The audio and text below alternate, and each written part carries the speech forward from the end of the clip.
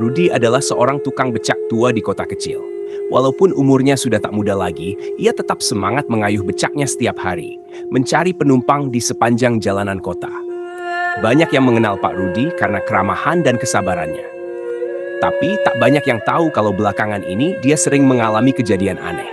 Suatu malam, saat jam sudah menunjukkan hampir tengah malam, Pak Rudi memutuskan untuk pulang.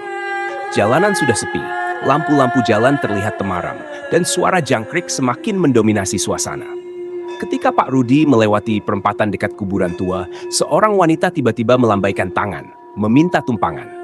Pak Rudi menghentikan becaknya. Wanita itu mengenakan kebaya putih dan selendang tipis. Rambut panjangnya terurai rapi.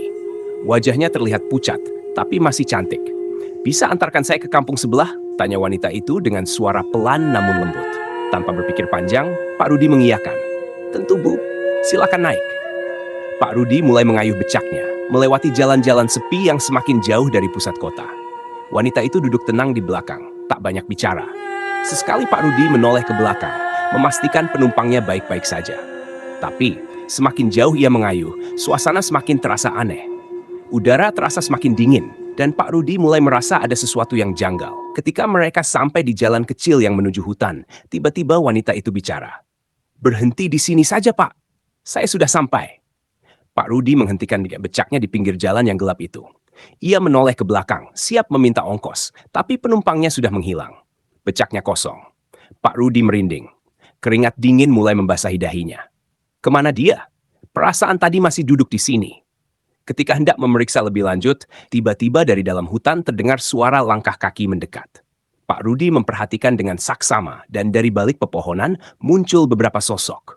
Mereka semua mengenakan pakaian yang sama seperti wanita tadi, kebaya putih. Wajah mereka pucat dan mata mereka menatap tajam ke arah Pak Rudi. Salah satu dari mereka, yang sepertinya pemimpin, mendekat. "Terima kasih sudah mengantarkan adik kami, Pak Rudi," katanya dengan senyum yang tidak biasa. Pak Rudi tidak bisa berkata-kata, tubuhnya gemetar hebat. Bagaimana mereka tahu namanya? Dia sudah lama menunggu seseorang untuk mengantarkannya pulang. Lanjut sosok itu. Suaranya semakin menyeramkan. Tak lama kemudian, sosok-sosok itu menghilang ke dalam hutan. Pak Rudi merasa seperti dihipnotis. Tangannya gemetar. Ia segera mengayuh becaknya secepat mungkin. Ingin segera kembali ke rumah. Tapi jalan yang ia lalui terasa seperti tak berujung, hutan di sekelilingnya semakin gelap, dan suasana semakin mencekam. Akhirnya, Pak Rudi melihat cahaya dari kejauhan. Dengan segenap tenaga, ia mengayuh menuju cahaya tersebut, berharap bisa keluar dari hutan. Ketika sampai di sana, ia menemukan sebuah kampung kecil. Anehnya, kampung itu terlihat sunyi, seperti tidak berpenghuni. Saat ia berkeliling mencari bantuan, tiba-tiba seorang kakek tua muncul dari sebuah rumah. "Pak, kenapa Anda malam-malam begini di sini?" tanya kakek itu. Pak Rudi dengan panik menceritakan pengalamannya. Sang kakek hanya menghela napas panjang. "Anda pasti mengantar salah satu arwah gentayangan yang sering muncul di sekitar sini. Dulu ada kecelakaan besar dan banyak penumpang becak yang meninggal di hutan itu. Sejak saat itu, mereka sering muncul meminta diantarkan pulang." Mendengar itu, Pak Rudi merasa seluruh tubuhnya dingin. Ia sadar bahwa wanita yang ia antarkan tadi bukanlah manusia. Tanpa banyak kata lagi, Pak Rudi langsung pamit dan mengayuh becaknya menuju rumah. Sejak kejadian itu, Pak Rudi berhenti bekerja sebagai tukang becak malam hari. Dan tiap kali melewati perempatan kuburan itu, ia selalu berdoa agar tak lagi bertemu penumpang yang berasal dari alam lain. Namun, meski Pak Rudi sudah berhenti bekerja di malam hari, rasa takut dan kecemasan tak pernah benar-benar hilang. Setiap kali ia beristirahat di rumah, terutama saat malam tiba, ada perasaan tak enak yang menghantui pikirannya. Seakan ada sesuatu yang masih belum selesai. Mimpi-mimpi buruk sering datang menghampiri, selalu menampilkan wajah wanita berkerudung putih yang ia antar malam itu. Dalam mimpinya, wanita itu memanggil namanya, meminta tolong. Seolah-olah ada yang belum ia selesaikan. Suatu malam, Pak Rudi kembali terbangun dari mimpi buruk. Keringat dingin membasahi seluruh tubuhnya. "Ada apa sebenarnya ini?" gumamnya bingung. Ia mencoba melupakan kejadian itu, tapi semakin ia berusaha melupakan, semakin sering bayangan wanita itu muncul. Suatu malam, tak kuasa lagi menahan rasa penasaran yang bercampur dengan ketakutan, Pak Rudi memutuskan untuk kembali ke tempat kejadian. Mungkin ada sesuatu yang bisa ia temukan, atau mungkin ada yang harus ia selesaikan.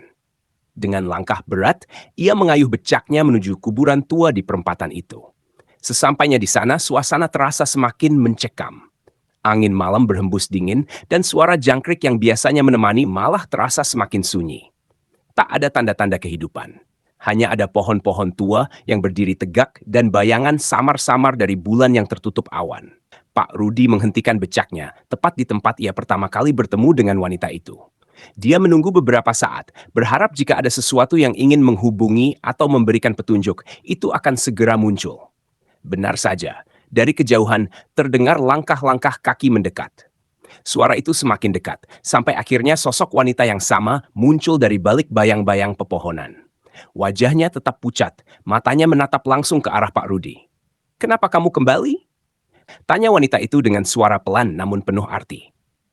Pak Rudi yang masih gemetar berusaha menjawab, Aku tidak bisa tidur dengan tenang. Apa yang sebenarnya terjadi? Kenapa kau menghantui mimpiku?" Wanita itu tersenyum tipis. "Aku hanya ingin pulang, dan kau sudah membantuku.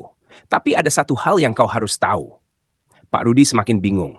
Namun sebelum ia bisa bertanya lebih lanjut, wanita itu menunjuk ke arah sebuah pohon besar di dekat kuburan. Di bawah pohon itu, ada sesuatu yang harus ditemukan.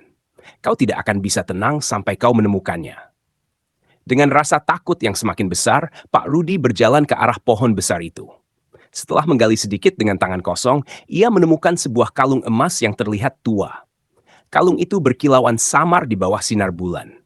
"Tolong, kembalikan kalung ini ke keluargaku. Aku tak bisa tenang tanpa benda ini. Kalung ini adalah harta terakhir yang ingin kuberikan sebelum kecelakaan itu terjadi." Suara wanita itu terdengar semakin jauh. Pak Rudi berjanji akan mengembalikannya. Dengan cepat, ia mencari informasi tentang kecelakaan yang pernah terjadi di area itu.